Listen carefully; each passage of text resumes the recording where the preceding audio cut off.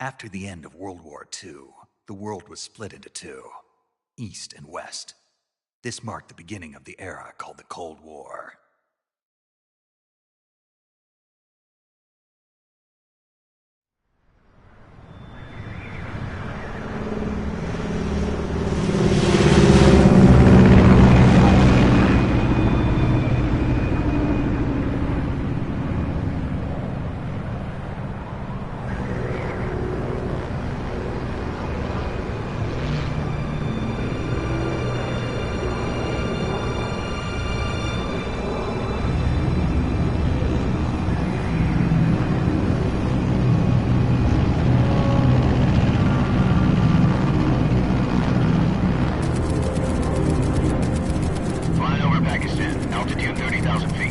Approaching Soviet airspace.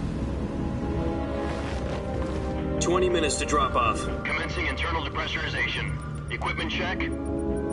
Arm main parachute. All right. You ready to go? Drop zone still showing a high pressure mass. Cav okay. Good. We've got high visibility.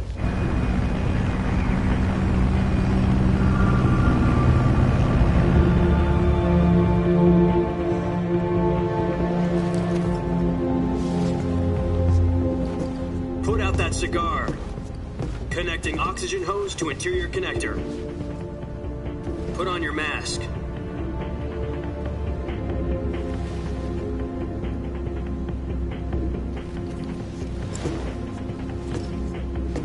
Does this panty waste know what he's doing? Approaching release point. 10 minutes to drop off. Hey, are you deaf? He said put out the cigar and put on your mask.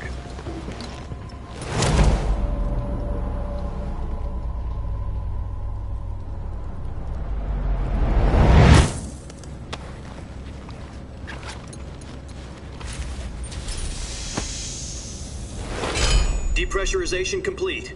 Checking oxygen supply. 6 minutes to drop off. Opening rear hatch.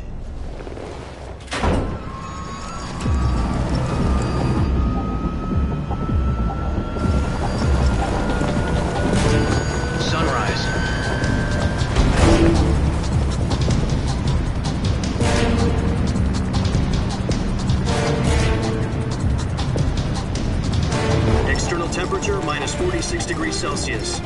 2 minutes to drop off. Stand up.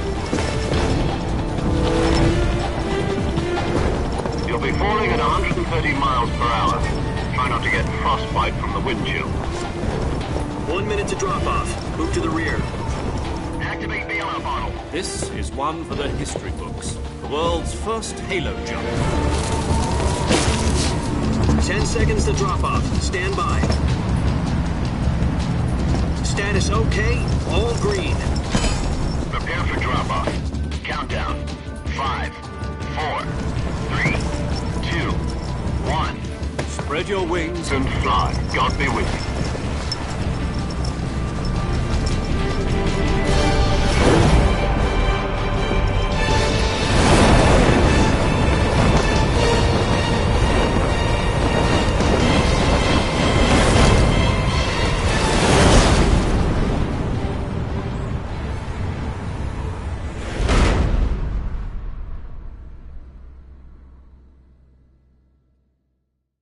Jack, I've got some important news. The head of the CIA has finally given us the green light for the virtuous mission. Virtual mission? No, the virtuous mission. The future of our Fox unit depends on it. If it succeeds, we'll be officially organized into a unit. Virtuous mission? Sounds like some kind of initiation ritual. You know, don't get cocky. This isn't a training op. Right. So what exactly is this wonderful mission? Well, about 2 years ago, a certain Soviet scientist requested asylum in the West through one of our moles. His name is Nikolai Stepanovich Sokolov. He's head of the OKB 754 Design Bureau, one of the Soviets' top-secret weapon research facilities, and the East's foremost expert on weapons development. Sokolov? Isn't he that famous rocket scientist? The very same. On April the 12th, 1961, the Soviets achieved the first manned spaceflight in history. The Earth was blue, but there was no God. Well spoken. The rocket that carried Yuri Gagarin into orbit was the A-1, known as the Vostok rocket. Sokolov is said to be the man most responsible for the multi-engine cluster used in that rocket. After Gagarin's flight, Sokolov left rocket development to become the head of the newly established Design Bureau. From a lowly technician to head of a design bureau, that's quite a success story, so why'd he want to defect? It seems he'd become afraid of his own creations. Afraid? Call it a crisis of conscience. And for that, he left his country and his family behind and went over the fence? Not exactly. One of his conditions was that his family was also to be taken safely to the west. We used a mole to get the family out first and succeeded in sneaking Sokolov over the Berlin Wall shortly afterwards. I was the one who conducted the operation. The security on the eastern side was still full of holes back then. Then what? We got Sokolov over in one piece, but the whole ordeal had left him exhausted, and we checked him into a hospital in West Berlin. It took him 2 weeks and more than 600 miles to get from the research facility in the Soviet Union to Berlin. He was in no condition to say anything coherent. And it was only a week later that we had something much bigger on our hands. The Cuban Missile Crisis.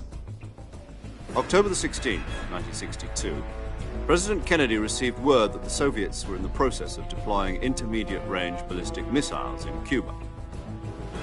The President demanded that the Soviets dismantle and remove the missiles. At the same time, he announced a naval blockade to prevent further missile shipments from reaching Cuba. But the Soviets didn't back down, instead placing their armed forces on secondary alert. Soviet transport ships carrying missiles continued on course towards Cuba. US and Soviet forces went on alert for an all-out nuclear war. Frantic negotiations were conducted through the UN's Emergency Security Council and unofficial channels to end the hair-trigger standoff.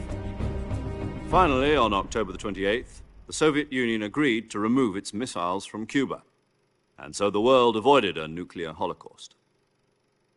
But in order to get the Soviets to pull their missiles out, we had to make a deal. You mean the one where the US agreed to remove its IRBMs from Turkey?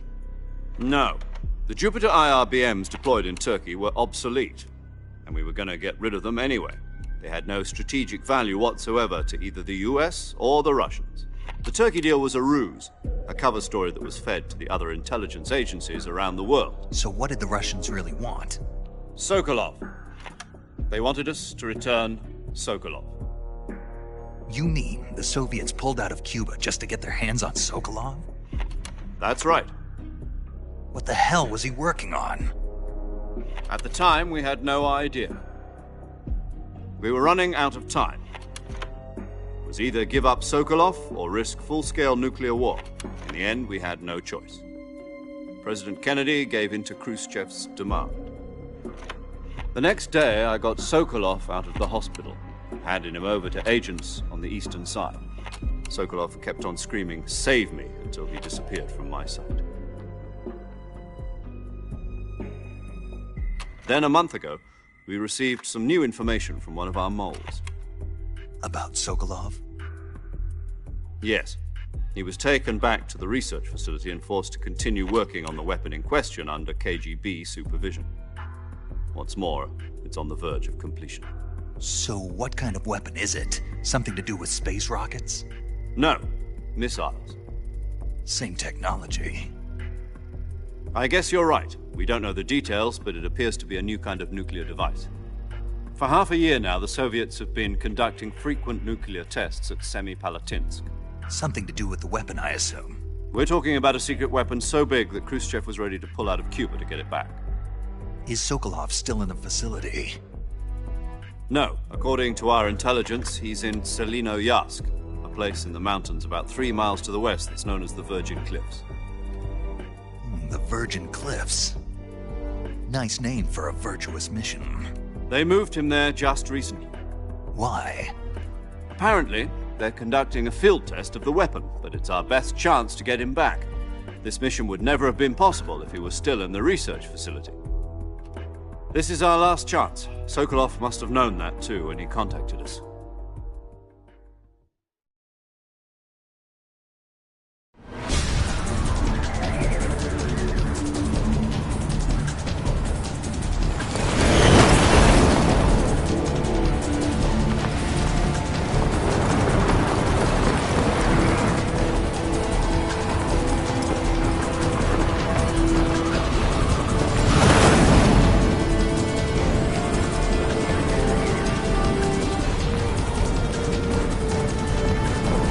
Listen up, Jack. Your mission is to infiltrate Selino Yask in the Soviet mountains, ensure the safety of Sokolov, and bring him back to the west.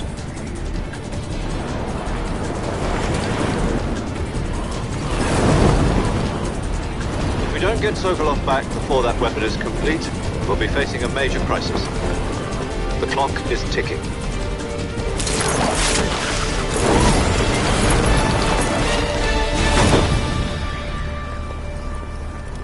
Once we've confirmed the rescue of Sokolov, stand by at the recovery point.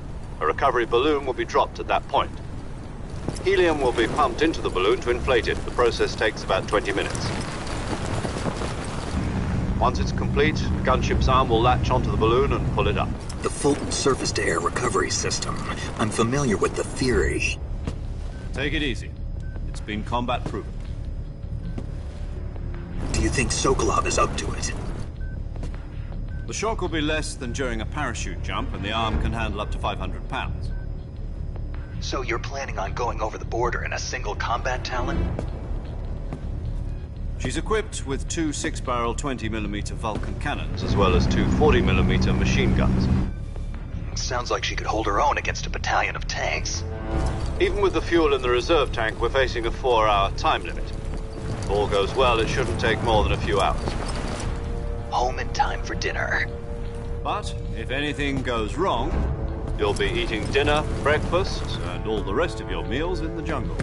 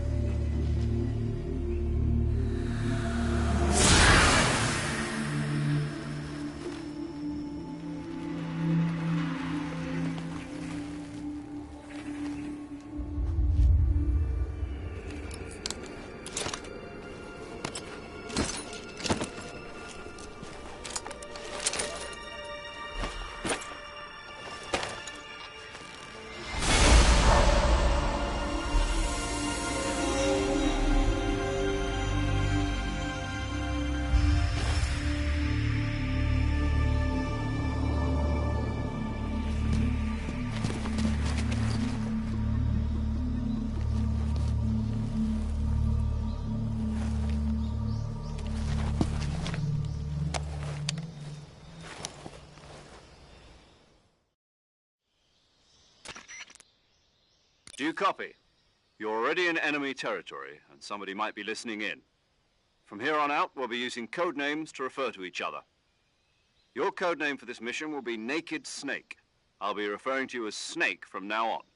You're not to mention your real name. Snake? Well, you don't like snakes? What do you mean? Well, you've eaten one before, haven't you? In survival training. I'm glad to hear that. I don't know if I'd ever order one in a restaurant, but... Be careful, you might not have a choice. What about you, Major? What should I call you? Let's see. I'll be Tom. Call me Major Tom. This will be a sneaking mission. You must not be seen by the enemy. You must leave no trace of your presence. Is that clear? This kind of infiltration is the Fox unit's speciality. In other words, weapons and equipment are procured on site. That goes for food as well. You're completely naked, just as your name implies. Great. Now I see why you asked me if I like snakes. I suppose calling me Snake was your idea of a joke, too. No. There's a good reason for that. I'll tell you later when the time is right. Gotcha. Getting back to the subject, how exactly am I supposed to feed myself? You've been issued a knife and a tranquilizer gun. Use them to hunt for food. You'll also find some medical supplies in your backpack. Yeah, about the backpack. I lost it in a tree on the way down. I see. Well, you'd better go back and get it then. You know where it is? No problem. I can see it from here. It's stuck on a branch.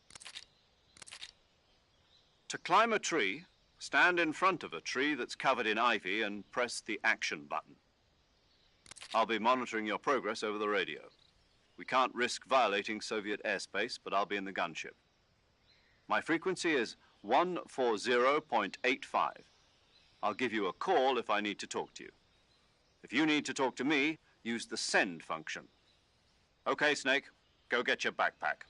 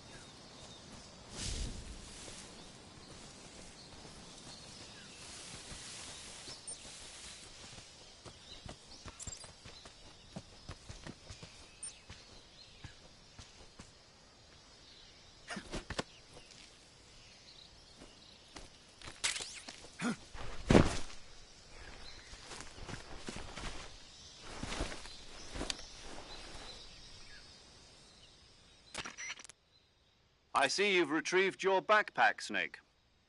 To equip a weapon, it's necessary to take it out of your backpack. In the survival viewer, choose Weapon from the backpack. Your available weapons will be displayed in a list on the screen. From that list, choose the weapon you want to equip and press the Enter button. For other equipped items, just do the same thing from Item. Got it. Use the survival viewer backpack. Yep, that's right. Survival is fundamental to this mission. After you've been out in the field for a while, your stamina will start to drop. If your stamina gets too low, it'll affect your performance. You won't be able to shoot accurately, for example, and your wounds won't heal as smoothly. Keep an eye on your stamina so you don't run out. To recover lost stamina, you can hunt for local flora and fauna. You can use either your tranquilizer gun or your knife to hunt. My only weapon is a Mark 22 Hush Puppy tranquilizer gun? That's right. It's been fitted with its own suppressor. However, the suppressor will deteriorate every time you fire. Once its durability reaches 0, the noise suppression effect will be gone. So don't get too trigger-happy with it. The suppressor's durability is shown in the icon. Any weapons and equipment beyond what you're carrying now, you'll have to find as you go. I have to find my own weapons and equipment? Whose crazy idea was this, anyway? Solo covert actions are standard Fox operating procedure. You can't leave any traces of your presence. No weapons, equipment, footprints, sweat, or bodily waste. The same goes for bullets and cartridges, too. Your presence in enemy territory is already a violation of international conventions of warfare. There aren't supposed to be any American soldiers in Russia. It could spark an international incident. You can't let anyone see you. You can't let the enemy know you're there. This is a stealth mission. You're a ghost, Snake, in every sense of the word. And there'll be no rescue if you're captured. The military and U.S. government will deny any involvement in the affair. Then I'll just have to take care of myself, huh? I'm afraid so. You've been given a fake death pill for that purpose. SIS guidelines stipulate that soldiers on covert ops like this one be issued a potassium cyanide capsule. Tape it to your body so you can take it when you need to. How generous of you. Use it if you're taken prisoner by the enemy. It'll send you into a state of false death for a short time. Fooling them into thinking that I'm really dead. So how do I come back to life? Just take the revival pill. You mean that thing they put in my tooth before the mission? That's the one. But be careful. If you remain in a state of false death for too long, nothing will be able to bring you back. Remember that. I'll keep it in mind. You said this was a solo mission, right? Right. I guess that means I can't count on any reinforcements. Correct. The mission rests entirely in your hands. A real one-man army. Relax. There's a support team ready to back you up over the radio. Who? I'll introduce them to you. This time, survival is of utmost importance. The first member of the support team will be in charge of monitoring your physical condition, acting as a medic, so to speak, as well as recording your mission data. She's a member of Fox as well, and she's here on the gunship with me. She? Hello, Snake. I'm paramedic. Nice to meet you. Paramedic. As in a medic who comes in by parachute. Aren't you going to tell me your real name? Are you going to tell me yours, Mr. Snake? My name, huh? It's John Doe. And they call you Jack for short. You're a regular Captain Nemo. A name means nothing on the battlefield. After a week, no one has a name. What's your name? Jane Doe.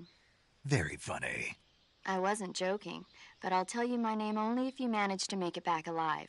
My frequency is 145.73. She's also in charge of recording your mission data.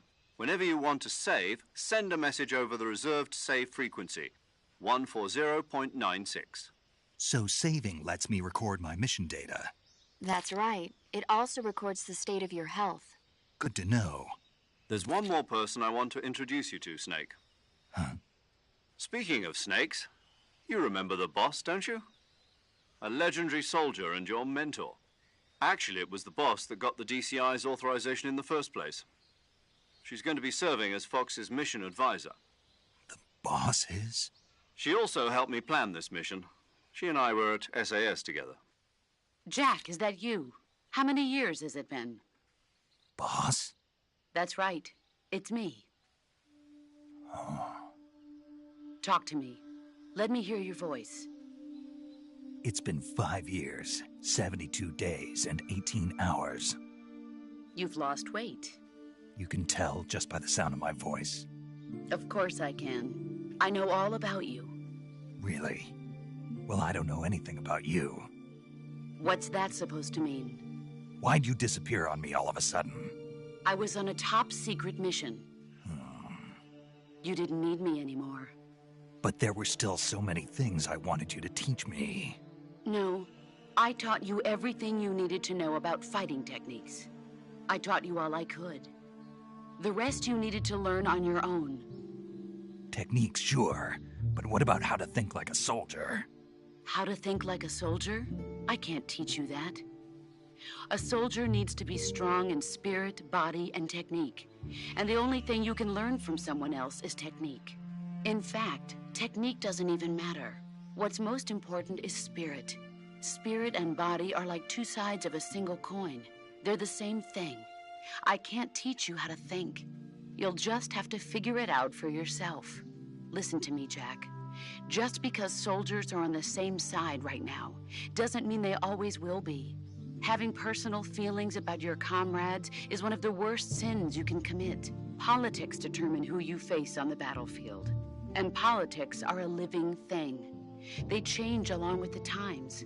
Yesterday's good might be tomorrow's evil. Is that why you abandoned me? No, it had nothing to do with you. I already told you, Jack. I was on a top-secret mission. A soldier has to follow whatever orders he's given. It's not his place to question why. But you're looking for a reason to fight. You're a natural-born fighter, but you're not quite a soldier. A soldier is a political tool, nothing more. That's doubly true if he's a career soldier. Right and wrong have no place in his mission. He has no enemies and no friends. Only the mission. You follow the orders you're given. That's what being a soldier is. I do whatever I have to get the job done. I don't think about politics. That's not the same thing. Sooner or later, your conscience is going to bother you. In the end, you have to choose whether you're going to live as a soldier or just another man with a gun. There's a saying in the Orient, loyalty to the end. Do you know what it means? Being patriotic. It means devoting yourself to your country. I follow the president and the top brass. I'm ready to die for them if necessary. The president and the top brass won't be there forever. Once their terms are up, others will take their place. I follow the will of the leader, no matter who's in charge. People aren't the ones who dictate the missions. Then who does? The times. People's values change over time, and so do the leaders of a country. So there's no such thing as an enemy in absolute terms. The enemies we fight are only enemies in relative terms, constantly changing with the times. As long as we have loyalty to the end, there's no point in believing in anything, even in those we love. And that's the way a soldier's supposed to think? The only thing we can believe in with absolute certainty is the mission, Jack. All right, but do me a favor. What is it? Call me Snake. Snake? Oh, right. Your code name is Snake. It suits you well. That's right. The legendary unit that the boss put together during World War II was a snake. The Cobra unit, a group of heroes that brought the war to an end and saved the world. As long as you've got a legendary hero backing you up, you'll be fine. Isn't that right, Snake? Yeah. I can't think of anyone else I'd rather have with me. Oh, and one more thing, boss. Yes? It's good to hear your voice again. Same here. After all, who knows if either of us will make it out alive? Snake, you are always best at urban warfare and infiltrating buildings. But this is the jungle. Survival is going to be key. Those CQC techniques I taught you are sure to come in handy. CQC? Close quarters combat, huh? I've been in the Green Berets for the past few years. I'm probably pretty rusty. Not to worry. I'll be here to help you remember. After all, this is your first actual survival mission. I'll be supporting you over the radio.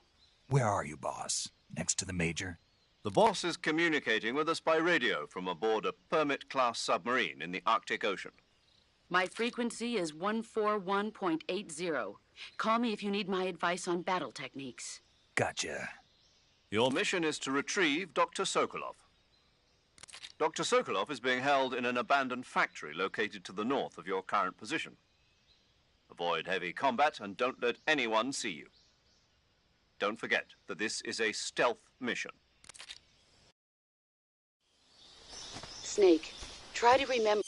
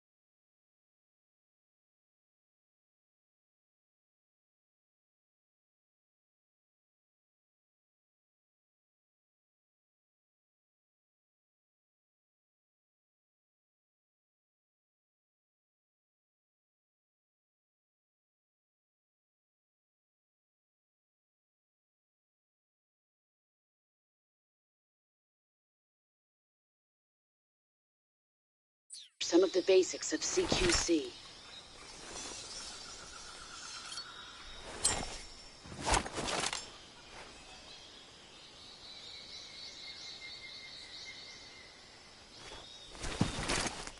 Commencing virtuous mission now.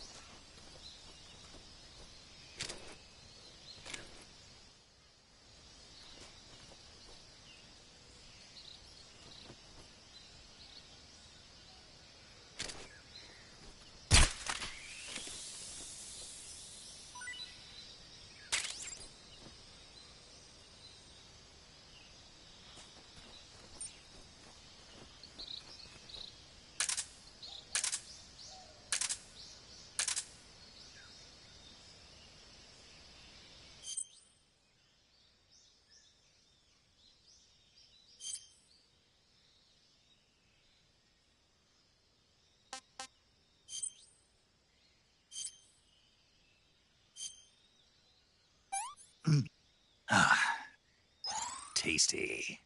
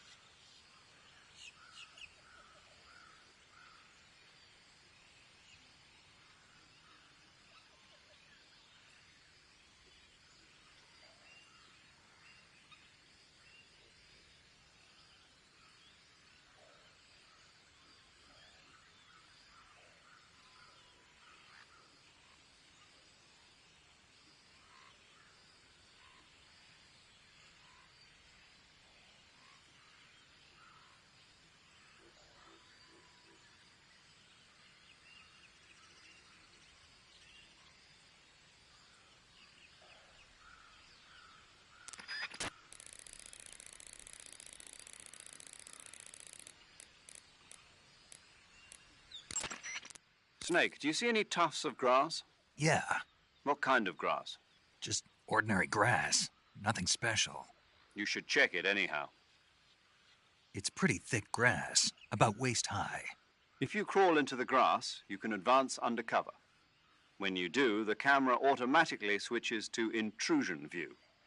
If you want to stand up again, press and hold the crouch button once more. If you press the crouch button briefly, you'll crouch in that spot. This allows you to observe things without blowing your cover. Got it? Yeah, but But what? was that the only reason? What do you mean? You had me check it just so you could tell me that? That's right. Pretty useful, huh? Right. Shall we carry on? By all means. Even when hidden in grass, if you make a noise, your enemies will locate you. When enemies are nearby, move with slight movements of the movement stick. That way you can proceed with minimal disturbance.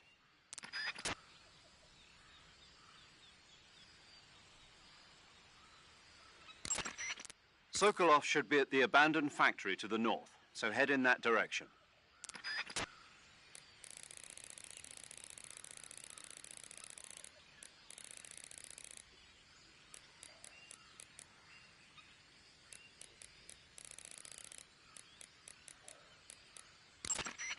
That area is home to the reticulated python.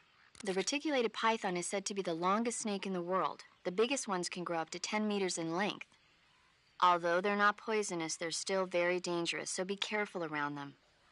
They have a highly ferocious temperament, and they can swallow whole, even large animals like deer and pigs. Their most distinguishing feature is the mesh pattern of their scales. This pattern acts as a highly effective natural camouflage.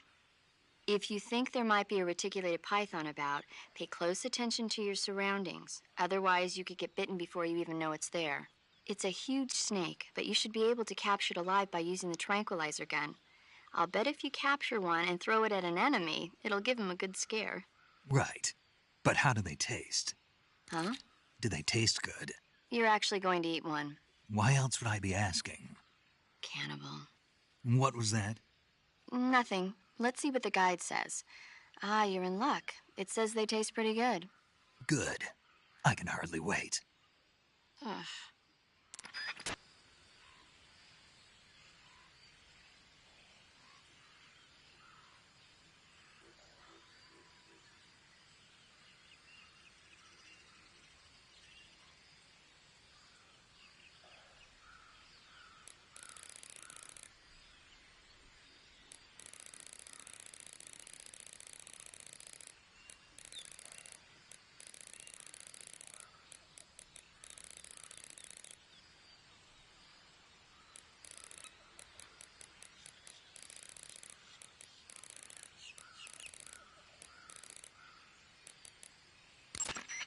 Saving the game, Snake?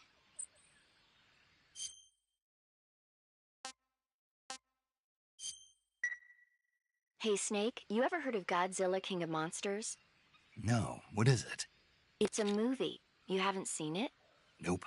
It's about this monster called Godzilla, who grows to an enormous size in a nuclear test and goes on a rampage in Tokyo. Nuclear test, huh?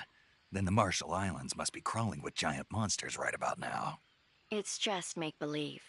Maybe that's why my pants have been so tight lately. Snake, it's a movie, not a report out of Los Alamos. I know. So then what happened? Godzilla is immune to all weapons, and humanity has no way to stop the monster. Dr. Shirazawa develops a new type of weapon, but meanwhile Godzilla is getting closer and closer to Tokyo, obliterating everything in his path. It was originally a Japanese movie, but they made an American version too. I recommend seeing the original Japanese one if you ever get the chance. It's mostly mindless fun, but it's also got a serious anti-nuke message as well. Where can I see the original? You'll just have to go to Japan. Really? That's too bad. If you wait 40 years, you might be able to see it in America too. It might even win awards all across the globe in 60 years. Why's that? 2024 will be Godzilla's 70th birthday. You think they're still going to be making Godzilla movies then? Of course. Everybody loves Godzilla. You sure know a lot about movies. I don't suppose you're the movie-watching type, are you? Not really.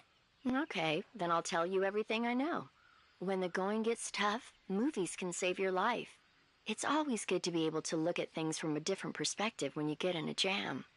That's the magic of movies. No kidding. Well, I guess it might at least make a nice distraction. That's the spirit, Snake. Have a little fun.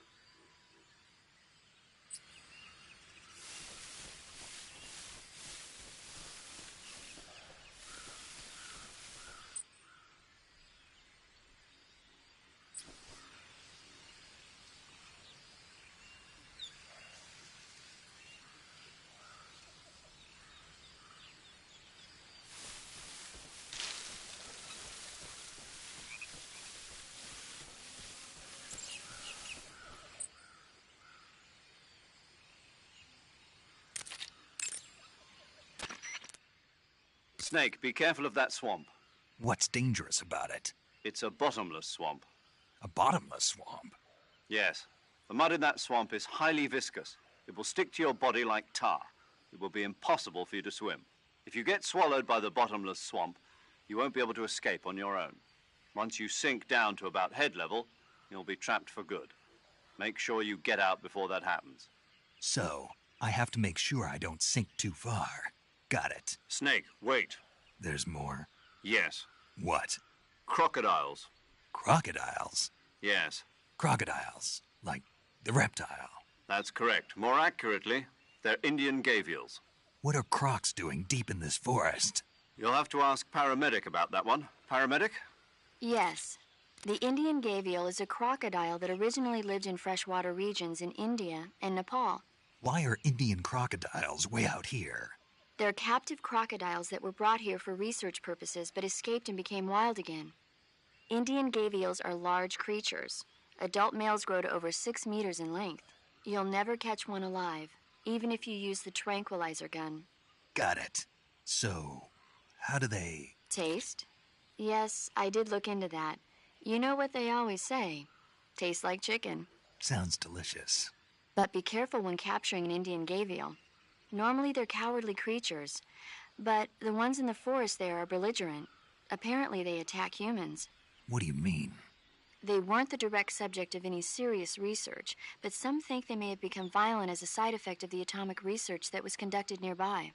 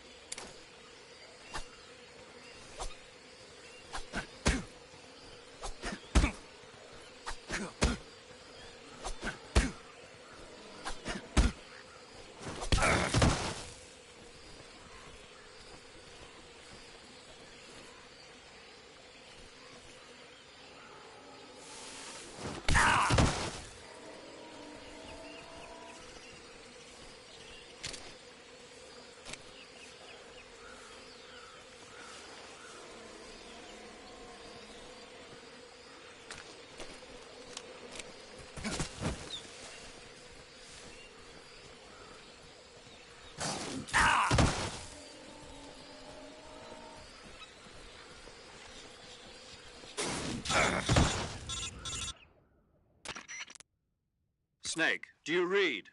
Snake! Major. Snake, are you all right? Yeah, I'm okay. You're far from okay. Look at your life gauge. You're on your last leg. No, I can still... See? Snake, this is a solo sneaking mission. Do you know what that means? Yeah. No, you don't. Huh? It means there's no backup, no cavalry. If you're taken out, nobody is there to take your place. Pull out for now and recuperate. Find a hiding place and get some rest. Your life gauge will gradually recover with time. But the speed of your life gauge recovery depends on the level of your stamina gauge. So get plenty to eat, then get some rest. You hear me? Do you hear me? I hear you.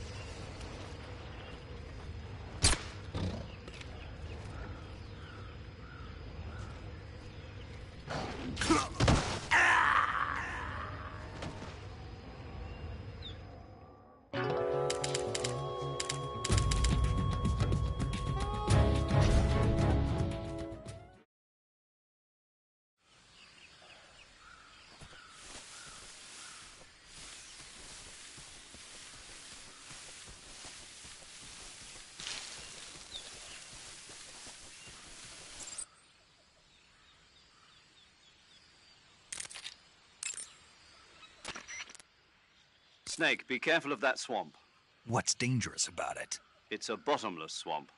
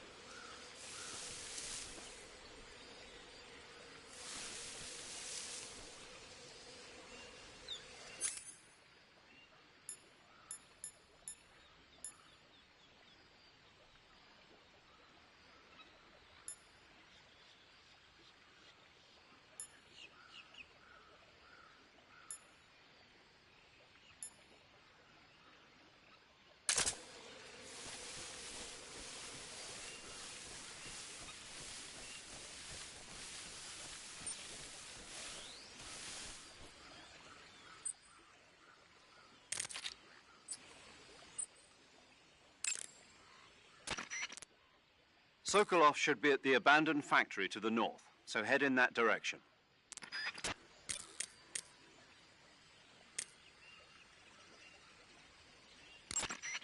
That area is home to the reticulated python.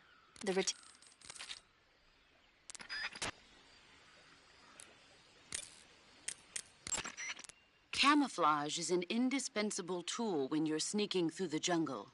To use camouflage, first press the Survival Viewer button to go to the Survival Viewer. Then select Camouflage and press the Enter button. Select Uniform to select Battle Fatigues, and Face to select Face Paint. Choose battle fatigues that match the surrounding environment. The most effective camouflage is attained by selecting fatigues that blend in with the environment. Camouflage patterns that stand out in your surroundings will attract attention.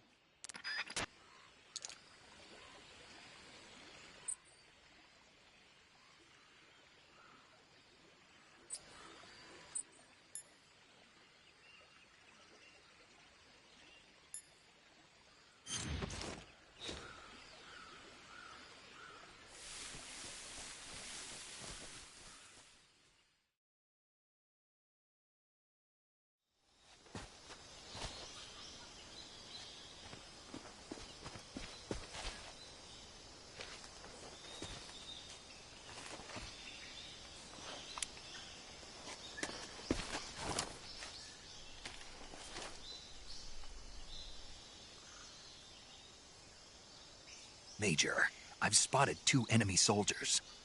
They're probably KGB troops sent to guard Sokolov.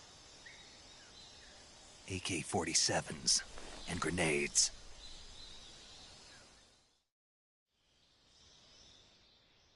Snake, your presence in Soviet territory is already a violation of international law. We can't let the Kremlin find out that the CIA and the American government are involved. Contact with the enemy is strictly prohibited. Don't engage them in battle either. This is a stealth mission. Got that? The Major is right. The point of this mission is to sneak through the jungle without being seen. The success of the mission depends on how well you use your camouflage.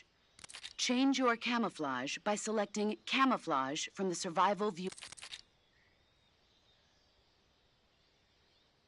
If you just stand up and run around like an idiot, you're bound to be spotted. But if you crawl instead, you should be able to sneak by without being noticed. You can see how effective your camouflage is by looking at the Camo Index. The Camo Index shows how well your current camouflage blends in with the surrounding area. The higher the value, the harder you are to spot, and vice versa. The key is to make yourself one with nature. Keep that in mind as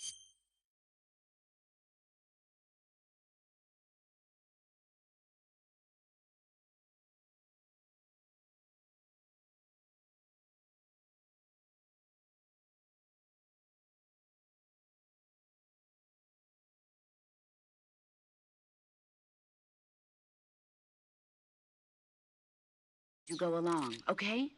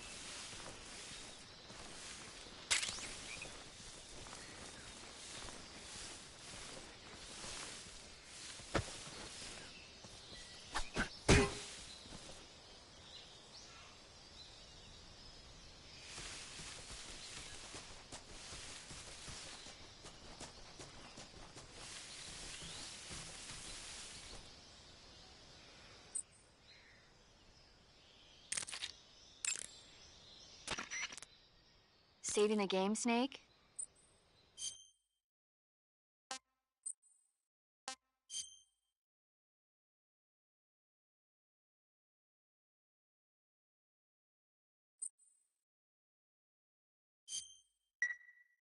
Snake, do you know the creature from the Black Lagoon? Nope, never heard of it. These scientists are investigating a place deep in the Amazon called the Black Lagoon, and they get picked off one after the other by this fishman thing. And there was this scene when the heroine is going for a swim, and the creature sneaks up on her from underwater. Oh, I thought my heart was going to stop. I mean, of course, the 3D effects in It Came from Outer Space were a lot more intense, but... It wouldn't be referring to you coming from outer space, would it? How rude! Why do you say that? Because no one on Earth could be as charming as you. Fine. I'll just get to the point, Snake. Be careful of what's around you when you're in the water. Just imagining you swimming in those jungle rivers makes me think of you being attacked by a fishman. I appreciate the concern. Fishmen aren't the only things that'll attack you in the water. Really be careful out there. Okay. And don't be attacking any pretty girls going for a swim, either. Are you calling me a fishman? You started it.